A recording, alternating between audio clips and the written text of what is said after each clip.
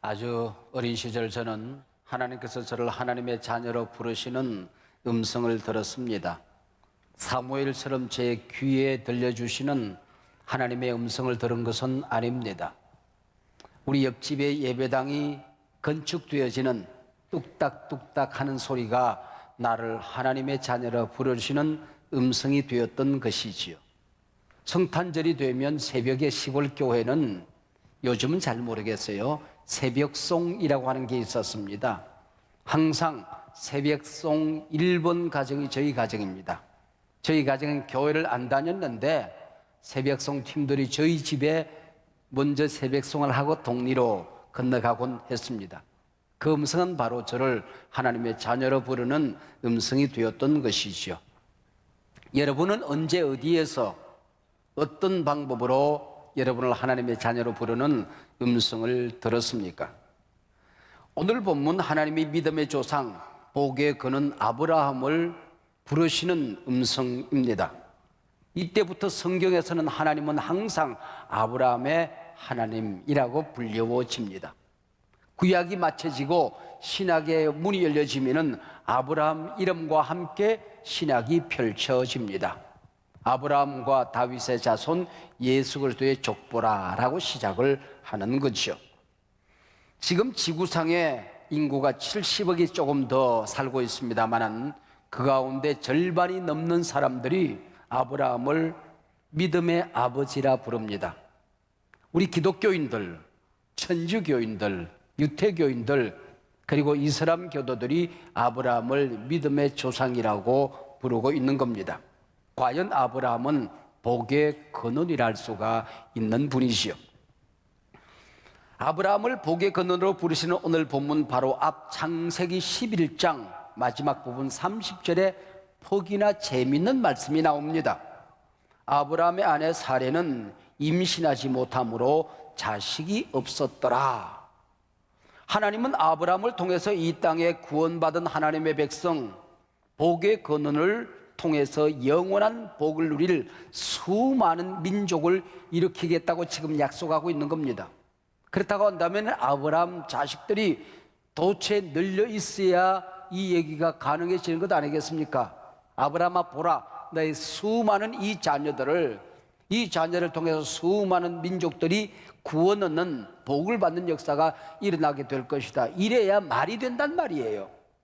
그런데 하나님은 자식 하나 없는 아브라함을 찾아오십니다. 더구나 그의 아내는 임신하지 못하는 상황입니다.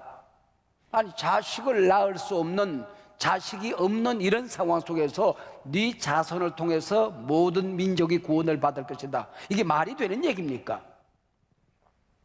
적어도 자식 문제에 있어서만큼은 가장 무력할 때에, 전혀 자격이 없을 때에, 조건을 갖추지 못하고 있을 때에 하나님이 찾아오셨다 그 얘기입니다.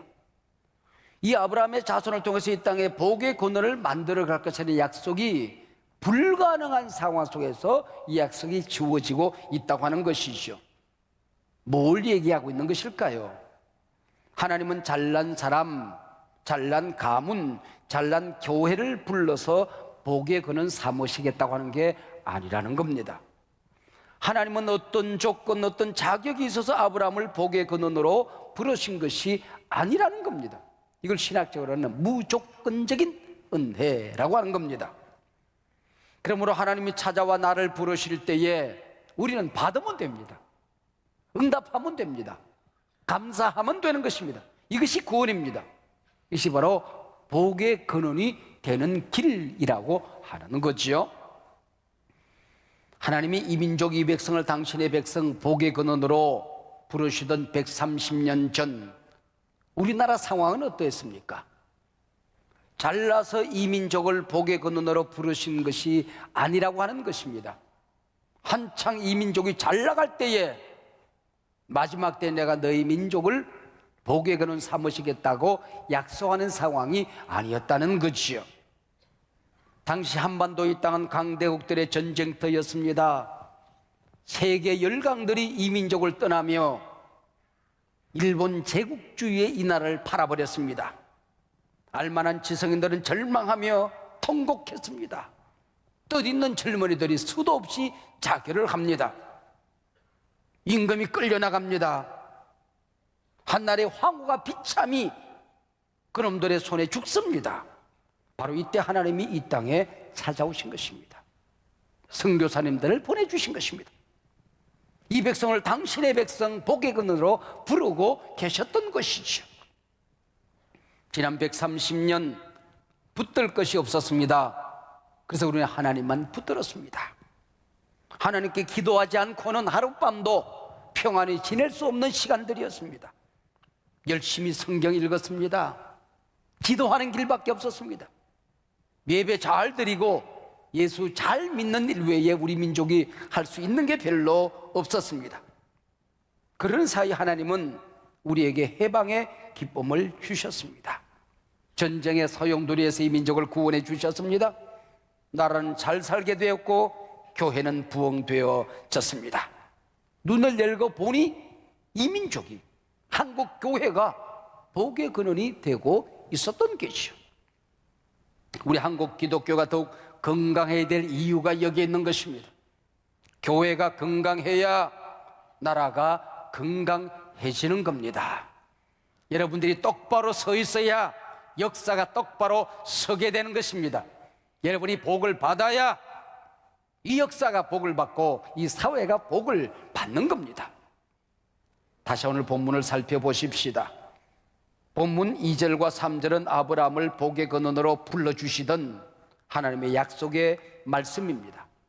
오늘 짤막한 2절과 3절에 4번, 5번 복이라고 하는 말이 나옵니다. 바라크라고 원문에 되어 있습니다. 신구약 성경 66권에 310번 정도 등장합니다. 그 가운데 창세기에만 이 바라크라고 하는 말이 88번이 나옵니다. 66권 가운데 25% 4분의 1 이상이 창세기에 나오더라 그런 얘기죠. 여기 2절 가운데 아브라함에게 주시는 약속의 복 7가지가 등장합니다. 내가 너를 큰 민족을 이루겠다. 땅을 크게 주어서 인구를 무수히 주어서 세계를 지배하게 하겠다는 말이 아닙니다. 영향력을 키워주시겠다는 것입니다. 영원한 복이 너로 말미암아 시작될 것이라고 하는 것입니다. 내게 복을 주어서, 미완료형입니다. 하나님이 한 번 복을 부어주어서 평생 먹고 살겠다고 하는 것이 아닙니다. 오고 오는 역사 속에서 오고 오는 공동체를 통하여 가정과 그 민족을 통하여 하나님께서 일마다 때마다 함께 하시겠다고 하는 것입니다. 영적인 구원의 복, 그 민족을 위한 정신적인 지배, 그리고 만나는 모든 사람들과의 관계, 하나님의 은혜가 너를 통하여 이 땅에 흘러가게 하겠다고 하는 것입니다. 내 이름을 창대하게 하리니 이름의 복입니다. 명예를 지켜주겠다고 하는 것이죠. 그리고 네가 이 땅에 있을 동안에 존귀하게 되는 것뿐만 아니라 영원히 너의 이름을 내가 기억하겠다. 하나님 나라에서 너 이름이 존귀함을 얻게 될 것이다, 그 얘기입니다. 결국 너는 복이 될지라. 지금까지는 그 복의 주어가 하나님으로 나타났습니다. 여기서부터는 주어가 바뀝니다. 아브라함입니다. 이제는 네가 복의 근원이 되었다. 그렇다고 한다면 너 때문에 네 곁에 있는 사람들이, 너를 축복하는 사람들이 복을 얻게 될 것이라는 것이죠. 이게 너는 복이 될지라 그랬는데 옛날 번역에는 복의 근원이 될지라 그랬어요. 복덩어리가 된다는 얘기입니다. 여러분 어떠세요? 복이 좋으세요? 아니면 복덩어리가 좋으세요? 복의 근원이 좋으세요? 나는 왠지 복의 근원이 좋습니다. 그래서 오늘 설교 제목이 복의 근원입니다. 너를 축복하는 자에게 내가 복을 내리겠다. 복의 근원, 아브라함을 축복하는 사람도 하나님이 똑같이 복을 주어서 복의 근원 삼겠다고 하는 것이죠. 야, 그렇다고 한다면 우리 눈이 열리면 됩니다. 내 곁에 복이 누구지? 복의 근원이 누구지? 이게 보이면 나도 복을 받게 되는 것입니다. 입이 제대로 열리면 됩니다. 아, 그렇다고 한다면 내가 저 사람 축복하면 되겠네. 축복하면 복을 받게 되는 것이죠. 우리 가정에 한 어린 딸이 복의 근원으로 우리 가정에 선물로 하나님이 주셨어요. 근데 그 아이가 공부를 제대로 못하네. 그러면은 자기 생각만 가지고 이 아이들에게 해야 할 말, 하지 말아야 될 말을 무심코 쏟아놓습니다. 목이 찢어지는 거예요. 복자루가 터지는 거라 그런 얘기예요. 근데 하나님이 주셨다고 믿고 축복하면 너희 가정이 복의 근원이 된다는 얘기입니다. 기가 막힌 얘기 아닙니까? 제가 신방을 이렇게 다니고 할 때에, 또 사람들을 만나고 할 때에 그 사람들이 나를 불편하게 할 때가 있을 수 있잖아요. 근데 어떨 때는 불편한 말이 튀어나갈 때가 있어요. 그러면은 그게 그 사람에게 합당하지 않으면 그 저주가 내게 튀어오는 겁니다. 근데 내가 축복을 했어요. 근데 그 축복이 그 사람에게 합당하지 않으면은 그 축복이 또 내게 오는 거야. 야, 무조건 축복하면 되겠네. 그것도 복받지 못할 인간을 축복하면 저주를 내게 다 튀어오겠네. 그 원리가 나한테 있더라니까요. 무조건 축복하면 되겠다. 그래서 눈이 열리든지 입이 열리든지 아니면 지혜가 있든지, 여러분 축복하면 여러분 내게 오는 것 아닙니까? 여러분 우리 교회에 복이 와 있어요. 틀림없이 와 있습니다. 그 복을 알아보고 축복하면 여러분들도 복의 근원이 될 줄로 믿습니다. 여러분 혹시 내가 복의 근원이면 어쩔래요? 못마땅해도 축복해 주시길 바랍니다. 내가 못마땅할수록 여러분에게 막 튀어나간다니까. 지금 막 튀어나간다니까. 여러분 우리 공동체 안에 복이 와 있다는 겁니다. 너를 저주하는 자를 내가 저주하리니, 우리 말은 똑같이 저주예요. 근데 복의 근원을 알아보지 못하고 그 사람을 폄훼하는 것, 멸시하는 것, 비난하는 것, 비판하는 것을 원문에서는 칼날이라고 얘기합니다. 우리말하고 비슷하죠? 칼날 같은 말 하지 마라, 그 얘기예요. 근데 이런 사람들을 하나님께서 저주한다고 할 때는 아라르라는 말을 썼습니다. 신적인 저주를 얘기하는 것입니다. 그대로 이루어지는 저주를 말하는 것입니다. 무서운 것을 말하는 것입니다. 마지막 7번째, 땅의 모든 족속이 너로 말미암아 복을 얻을 것이라. 아브라함을 통해서 예수 그리스도가 이 땅에 임하여 만인간이 구원을 얻게 될 궁극적인 목적을 얘기하는 것입니다. 여기 7가지로 많은 얘기를 했지만 궁극적으로는 한 가지라는 것입니다. 우리가 얻는 복은 여러 가지가 아니다. 궁극적으로 한 가지다. 예수 그리스도를 통한 복, 예수 그리스도를 통한 영적인 복, 구원의 복, 하늘의 복, 신령한 복, 이 땅의 복, 사람과의 관계 속의 복, 환경의 복을 의미하는 것이다, 그런 얘기죠. 여러분 기억하십시다. 우리가 구원받을 수 있는 유일한 길이 오직 예수 그리스도이십니다. 지옥의 문이 닫혀지고 천국의 문이 예수 그리스도의 이름으로 열려지게 될 것입니다. 우리가 어떤 기도를 하든지 무엇을 구하든지 우리의 기도를 하늘로 실어나르는 그 능력이, 이름이 예수 그리스도이십니다. 할렐루야. 이 땅의 소망은 예수 그리스도이십니다. 우리 자녀들에게 소망인 예수를 선포하면 그 아이들이 소망의 근원으로 일어서게 되는 것입니다. 여호와를 아파 이 세상 살아가게 될 때에, 마음이 아프고 환경이 아플 때에 예수 그리스도의 이름으로 치유받는 역사가 일어나게 되는 것입니다. 교회의 주인은 누가 뭐라고 해도 이 민족의 주인은 예수 그리스도이십니다. 할렐루야. 구원받은 우리를 천국까지 인도하고 동행하시는 분은 예수 그리스도이십니다. 그분은 우리의 왕이십니다.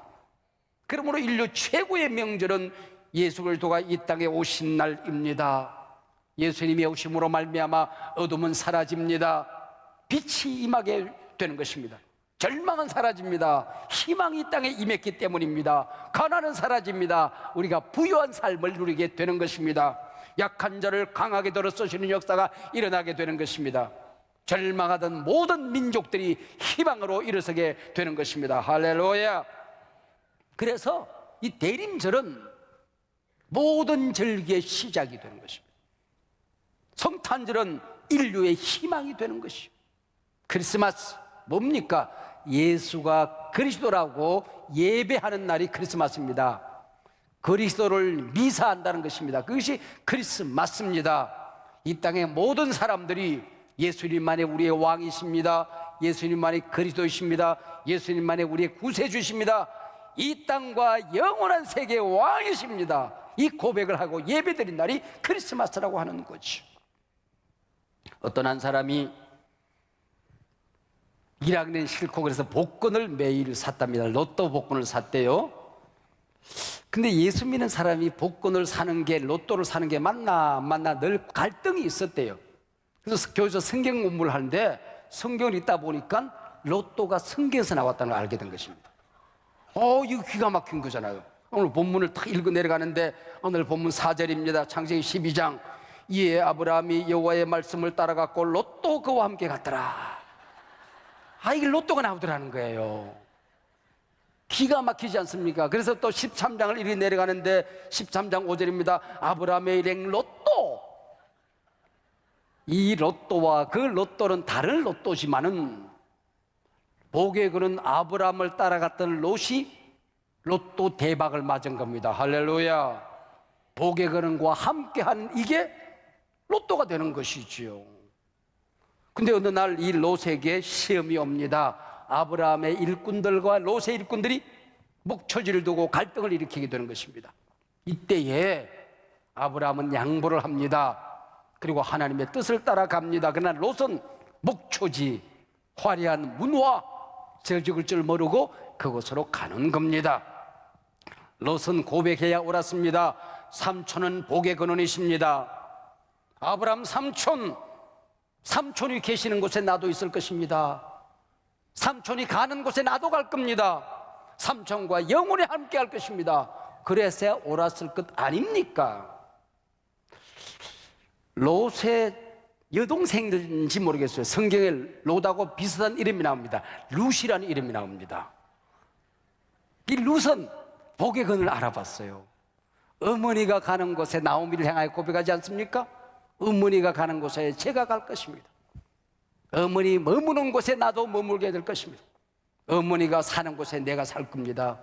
어머니 죽는 곳에 내가 죽을 것입니다. 죽는 일 외에 복의 근원인 어머니를 떠나라 하지 마십시오. 어머니와 함께 영원히 함께 할 것입니다. 롯은 복의 근원을 떠났고 룻은 복의 근원을 따랐던 것이죠. 이것이 영원한 축복과 멸망의 갈림길이 되었던 것이죠. 목초지를 찾아갔던 롯, 화려한 문화를 찾아갔던 롯, 복의 근원 아브라함을 떠남으로 모든 복을 잃어버리게 된 것입니다. 복의 근원 교회를 떠나면 복을 떠난 것입니다. 복의 근원 예수 그리스도를 등지면 복을 등지고 살아가는 것입니다. 복의 근원 아브라함을 떠난 롯이 소돔까지 갔더라. 소돔까지 갔더라. 망하는 자리까지 가더라. 죽는 자리까지 가더라. 하나님 떠나고 나면 인간은 죽는 자리까지 가는 겁니다. 망하는 자리까지 가는 겁니다. 지옥까지 가는 겁니다. 악마의 자리까지 가는 겁니다. 이게 인간이라고 하는 것입니다. 어떤 목사님이 목회를 하는데 어떤 목사님은 설교도 잘하고 어떤 사람은 능력도 많고 어떤 사람은 좋은 환경 속에서 목회를 하는데 자신은 그게 잘 안 되더랍니다. 이게 어느 날 내 설교 듣고 교인들이 모이겠나 그 생각이 들더래요. 나처럼 무능한 목사라고 교인들이 따르겠나 그 생각이 들더랍니다. 그래서 늘 걱정하고 있었는데 성경을 읽어보니까 복의 근원을 축복하면 내게 그 복이 임한다는 것을 알게 된 것입니다. 그렇지, 내 곁에 복의 근원이 누가 있을까? 아니, 한국교회에 내가 본받고 싶은 목사가 누가 있을까? 이름을 썼대요. 이름 써놓고 매일 축복하고 기도했대요. 5년이 지나고 10년이 지나고 20년이 지나는 사이에 그들이 받는 목회의 능력, 목회의 환경, 수많은 교인들, 좋은 목회의 환경들이 저절로 주어지더라고 하는 것입니다. 여러분, 이 순진한 목사의 믿음이 귀하지 않습니까? 너를 축복하는 자를 내가 축복하리라. 할렐루야. 20세기가 문을 닫고 21세기가 열려지는 그 무렵 저는 한소망교회를 한국 교회에 복의 근원으로 부르셨다고 믿었던 겁니다. 비전 체프를 세우면서 머릿돌에 그렇게 썼습니다. 한소망교회를 주님의 심장 속에 있는 그 교회를 세우시고 한소망교회를 통하여 한국 교회를 섬기고 한민족을 섬기고 세계 열방에 예수 그리스도의 복음을 전하기 위해서 한소문교는 여기 선다, 비전 채플은 여기 선다라고 고백을 했던 것이죠. 오늘 말씀을 통해서 우리를 복의 근원으로 부르신 목적이 여기는 것입니다. 사명 선언문이죠. 우리 각자 자기 자신에게 꼭 선포하고 선언하십시다. 나는 복의 근원이다. 한번 따라하시기 바랍니다. 나는 복의 근원이다. 나는 축복의 통로다. 축복의 발원지, 축복 전도사, 축복의 통로가 나다. 왜? 하나님이 나를 부르셨기 때문에. 잘나서가 아니다, 많이 가져서가 아니다, 조건과 자격이 있어서가 아니다. 무능한 나를 통하여, 연약한 나를 통하여 하나님의 크신 일을 이루기 위해서다. 할렐루야.